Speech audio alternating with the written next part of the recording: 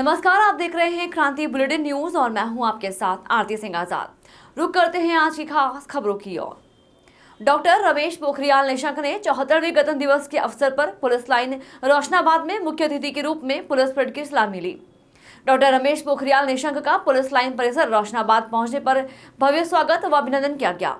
माननीय सांसद हरिद्वार ने सर्वप्रथम ध्वजारोहण किया। इसके बाद परेड के लिए तैयार विशेष वाहन के माध्यम से पूरे परेड का निरीक्षण किया। मुख्य अतिथि के निरीक्षण के बाद परेड कमांडर श्री मनोज ठाकुर के नेतृत्व में कदम ताल मिलाते हुए परेड का संचालन हुआ। इसमें सबसे आगे यातायात पुलिस की टुकड़ी, उसके बाद क्रमशः सशस्त्र पुलिस, महिला पीएससी, नागरिक पुलिस, महिला पुलिस, होमगार्ड तथा पीआरडी की टुकड़ी थी। इसके पश्चात कार्यक्रम में सुंदर सुंदर तथा आकर्षक झांकियों का प्रदर्शन प्रारंभ हुआ।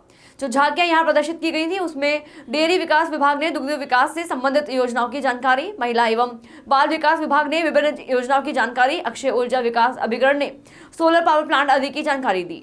गणतंत्र दिवस के इस बहुत ही शानदार अवसर पर शानदार परेड भी हुई है, ऐतिहासिक रही है और हमारे पुलिस के जवानों ने ये बताया है कि देखा पौड़ों सोना किस तरीके से किस ढंग से वो ताकत के साथ, सामर्थ्य के साथ और आपने ये देखा होगा कि बंद करा दो। जिस तरीके से सारे के सारे प्रदर्शनियाँ जितने भी विभाग हैं उन सभी विभागों के ये प्रदर्शनियाँ यहाँ पर लगी हुई हैं और वो बहुत अच्छा उनका प्रदर्शन रहा है।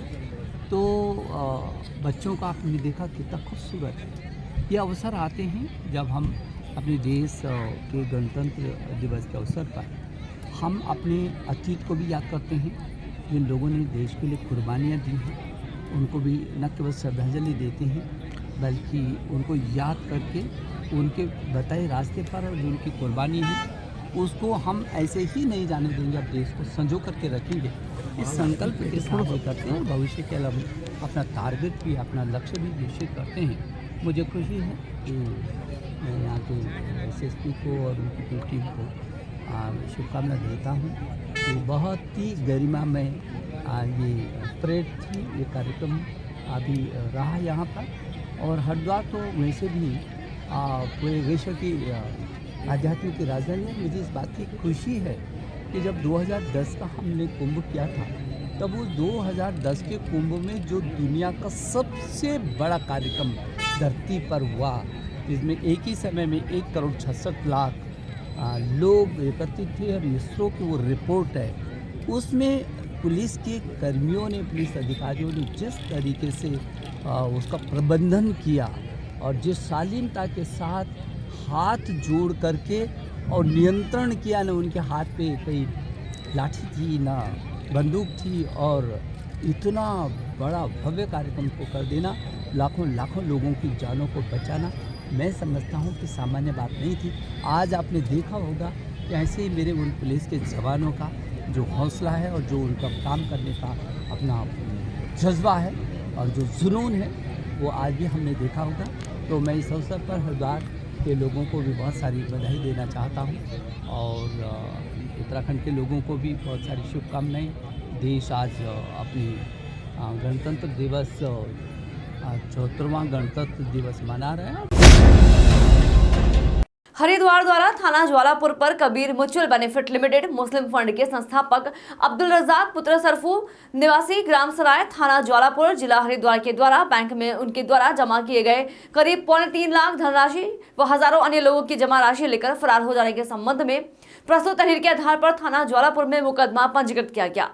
हजारों लोगों के बैंक खातों की प्रभावित धनराशि को देखते हुए एसएसपी श्री अजय सिंह के द्वारा प्रकरण की गंभीरता को देखते हुए एसपी सिटी सीओ ज्वालापुर के पर्यवेक्षण में प्रभारी निरीक्षक ज्वालापुर को अभियोग के तुरंत अनावरण के निर्देश दिए गए।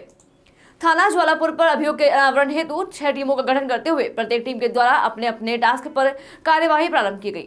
आपको बता दें कि उक्त मुस्लिम फंड वर्ष 1998 से संचालित किया जा रहा था, जिसे वर्ष 2020 में कबीर म्यूचुअल बेनिफिट लिमिटेड के रूप में कॉर्पोरेट मंत्रालय से मान्यता प्राप्त कराया गया।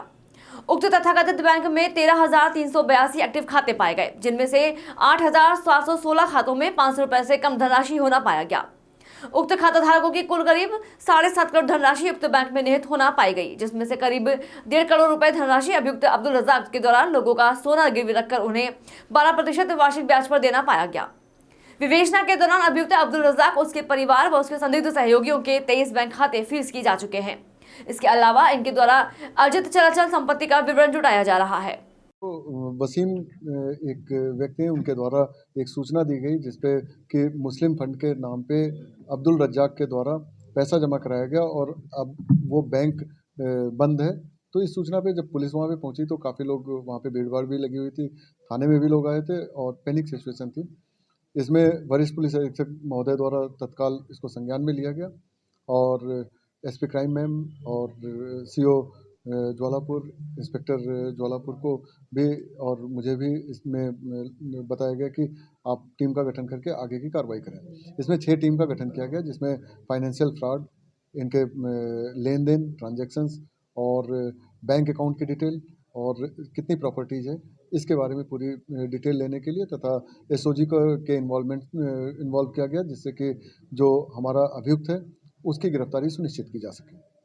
3 लोगों की गिरफ्तारियां हुई हैं और उन 3 लोगों में अब्दुल रज्जाक जो कि बैंक चला रहा था, उसका साथी नसीम और मसरूर, इन तीनों लोगों को गिरफ्तार किया गया। फर्स्ट हैंड इन्होंने बताया कि ये पैसा जो था एक इनको डोनेशन मिलने वाला था, उस डोनेशन को पाने के लिए ये लोग लगभग 3.5 करोड़ रुपए दिए हैं और तथा एक और 1000 की जो पुरानी करेंसी थी उसके 1000 करोड़ के नोट थे, जिसको 25% पे लेने की बात की गई थी कि 25% आपको मिलेंगे और ये अभियुक्त के द्वारा बताया जा रहा है। अब हमारी टीम इस पर वर्क कर रही है कि जो इनके द्वारा बताया जा रहा है उसमें सच्चाई कितनी है और उस पर जब वर्क हो जाएगा, इसीलिए इस विषय में आरबीआई को भी सूचित कर दिया गया है और वहाँ भी इस पे जांच चल रही है। समथिंग अकाउंट है जिसमें 8,700 अकाउंट ऐसे हैं जिसमें 500 से कम का अमाउंट है और 13,000 कुछ हैं जिसमें एक्टिव अकाउंट है और इसमें 7.5 करोड़ रुपए जमा है। मुस्लिम फंड जो अकाउंट खोला गया था इसमें 7.5 करोड़ रुपए जमा है और ये 30 साल से अकाउंट चल रहा है। हुई है 12,70,000 के आसपास रिकवरी हुई है और जो एक बैंक में लॉकर है जिसमें गोल्ड रखा गया है, वो लॉकर अभी बंद है। उसको माननीय न्यायालय की परमिशन से जब पीसीआर पे लिया जाएगा तो उसमें लगभग 20 करोड़ रुपए मिल रहे। अभी सारी चीज़ें जांच के दायरे में हैं। हम लोग इनसे एक दिन जो हमें समय मिला था उसमें गहनता से पूछताछ भी किए हैं। जो भी इन्होंने इन्फॉर्मेशन रिवील की है उस पर हमारा होमवर्क शुरू हो चुका है, हमारी टीम उस पर कार्य कर रही है। उसमें जो भी हमें इनपुट मिलेगा जल्द ही आप लोगों को सूचित किया जाएगा। उत्तराखंड परिवहन निगम कर्मचारी संयुक्त मोर्चा के आह्वान पर ऋषिकेश के रोडवेज कर्मचारी भी हड़ताल पर रहे।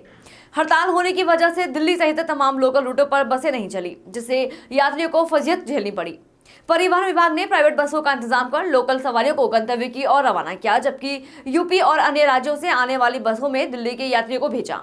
हड़ताल के दौरान रोडवेज कर्मचारियों ने परिवहन निगम के खिलाफ नारेबाजी करते हुए प्रदर्शन किया, अपनी लंबित मांगों को जल्द से जल्द पूरा करने की मांग की। बता दें कि रोडवेज कर्मचारियों की मुख्य मांगों में संविदा और विशेष श्रेणी में नौकरी करने वाले कर्मचारियों को नियमित करने, अनुबंधित बसों को हटाकर निगम की बसों की संख्या 2000 करने और मृतक आश्रितों को अन्य विभागों की तरह निगम में नौकरी देने की है।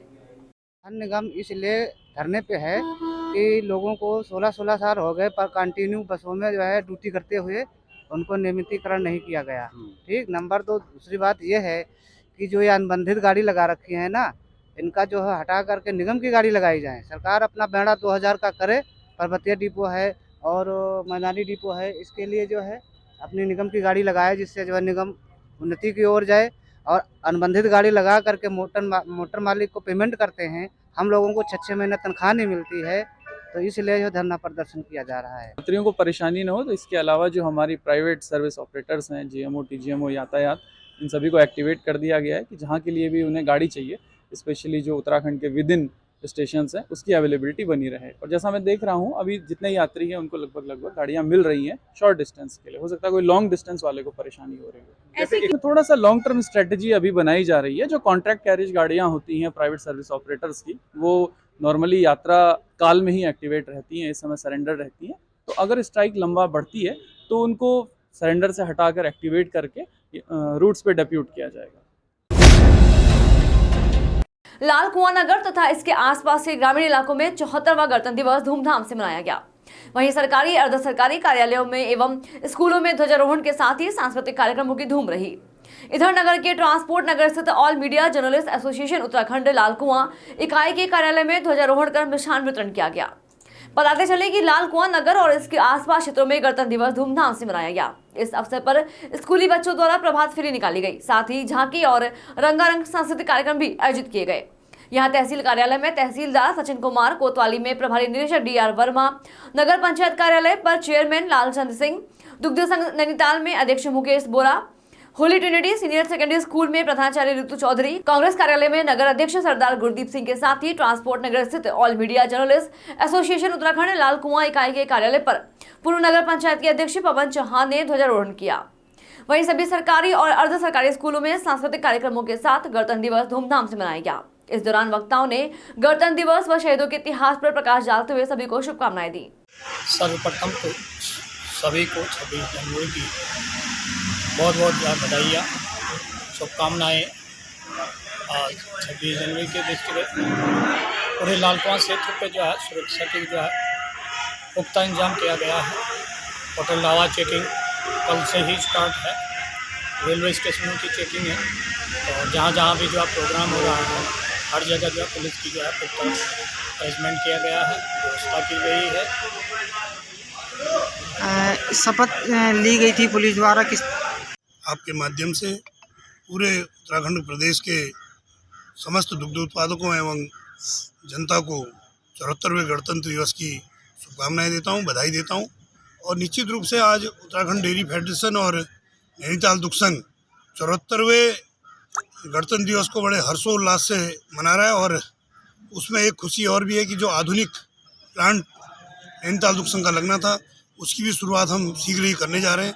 तो ये इस गणतंत्र दिवस पे हमारे लिए बहुत बड़ी उपलब्धि है। मैं इसके लिए अपने प्रदेश के दुग्ध विकास मंत्री माननीय सौरभ बगुणा जी और हमारे प्रदेश के मुखिया माननीय पुष्कर सिंह धामी जी सहित माननीय नरेंद्र मोदी जी जो देश के यशस्वी प्रधानमंत्री हैं उनका और अपने सहकारिता मंत्री श्रीमान माननीय अमित शाह जी का और अपने दुग्ध विकास मंत्री माननीय रूपाला जी का धन्यवाद ज्ञापित करता हूं कि उत्तराखंड प्रदेश के दुग्ध उत्पादकों के लिए निरंतर उनके द्वारा आशीर्वाद हमको प्रदेश सरकार और भारत सरकार द्वारा दिया जा रहा है। उसके लिए मैं पुनः अपने प्रदेश के समस्त दुग्ध उत्पादकों और नैनीताल दुग्ध संघ और उत्तराखंड डेयरी फेडरेशन की ओर से धन्यवाद ज्ञापित करता हूँ। बहुत बड़ी सर। बहादुराबाद में मां Saraswati public senior secondary school में 74वें गणतंत्र दिवस व विधि विधान से सरस्वती की पूजा कर बसंत पंचमी का त्योहार बड़े धूमधाम से मनाया गया। इस अवसर पर स्कूल के संचालक दयानंद चौहान ने ध्वजारोहण किया।